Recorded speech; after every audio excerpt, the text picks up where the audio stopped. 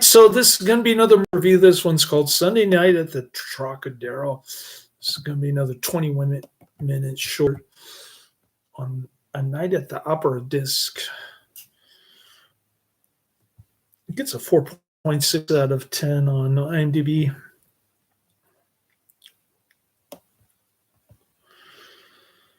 .303 ratings.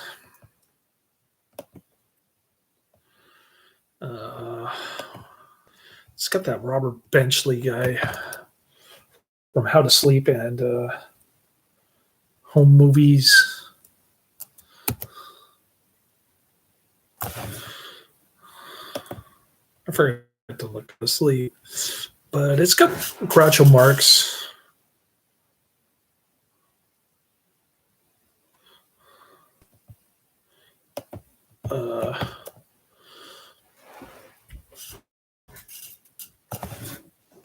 Robert Bentley and Frank Morgan, Reginald, Denny. They're at the fictional club called the Trocadero.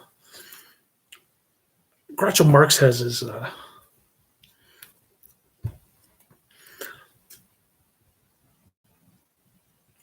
cigar going, but he doesn't have his hirsute eyebrows and hirsute mustache going.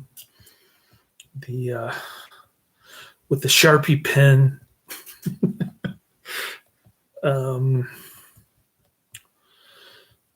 There's a bunch of music. It's during the Great Depression, so everybody at the club's like trying to make some extra money. There's this one guy who's like he's in blackface and he tries to do his best step and fetch at Mammy imitation in blackface. That was the highlight right there, as far as I'm concerned. I'm bad. I know I'm bad. I'm probably worse than Adrian when it comes to blackface, minstrel, step and fetch it stuff. Oh, man. That was cool. I like the music in this. I like the little 1 minute blackface routine. It was totally ridiculous and came out of nowhere. Totally unexpected. So I'm giving it 3 out of 5 stars. I thought that was one of the better shorts, actually. It's kind of like that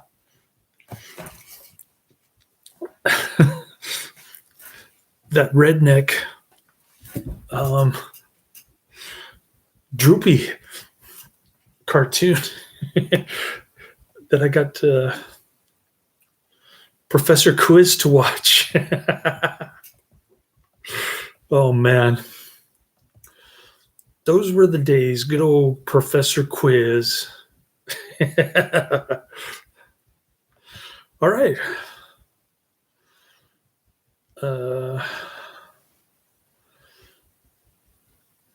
Here's one of the reviews. A vintage short from the 1930s, Sunday Night at the Trocadero is far from anything special.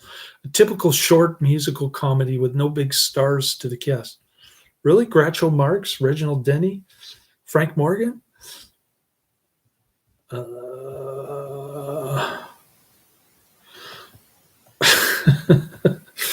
Those are big names? Really?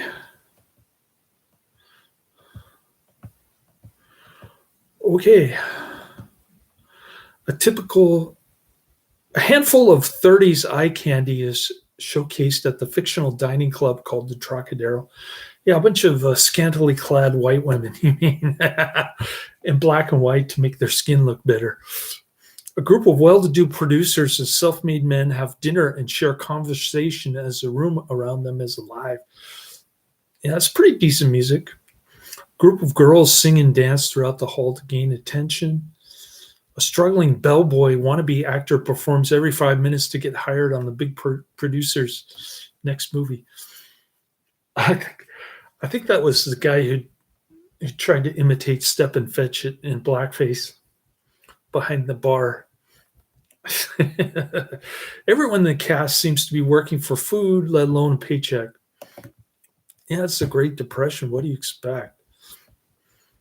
For 21 minutes, I'm in the kind of the same situation with inflation problems here in the United States that won't go away. I think the Federal Reserve is shrinking their balance sheet by a whopping 5%, like it's going to do something. Anyways, for 21 minutes, the short provides beautiful music numbers and quick, not so funny one liners that really aren't worth watching for. Well, it says isn't, but I corrected the grammar. Aren't worth watching for an audience member in the 21st century. To appreciate this movie, you need to be from the generation or know one of the actors in the film. All in all, an interesting vintage short that is like most short musicals of its time. Quick, simple, and worth the price of admission for its time, which was 10 cents. Okay, that's a review from Caspian, 1978. It's dated September 23rd, 2004.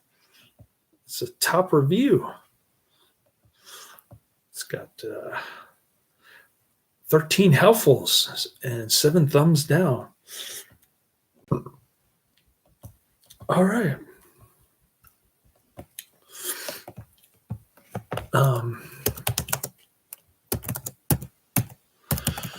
Let's see how many ratings How to Sleep gets.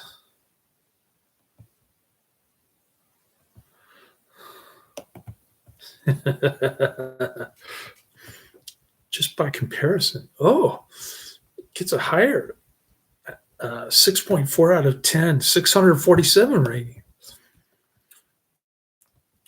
So this short, Sunday Night at the Trocadero, is even more obscure, less popular than How to Sleep.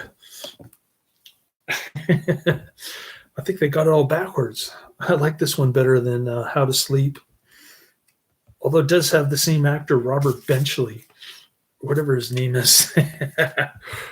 All right, cool. I'm going to watch A Night at the Opera. My son has baseball practice, which he doesn't even want to go to, but his mom is forcing him to go there. But because his Chinese friend Robert is going to be there supposedly, even though Robert didn't show up last year for the first 3 weeks. That didn't stop his mother from signing him up. And she won't cancel it. So he's stuck going there. And I got to drop him off at Los Prados Park in Foster City, I think. So we're going to go to the library for the first time in 2 years, I think. The librarian will comment how tall he is, how much he's grown in height.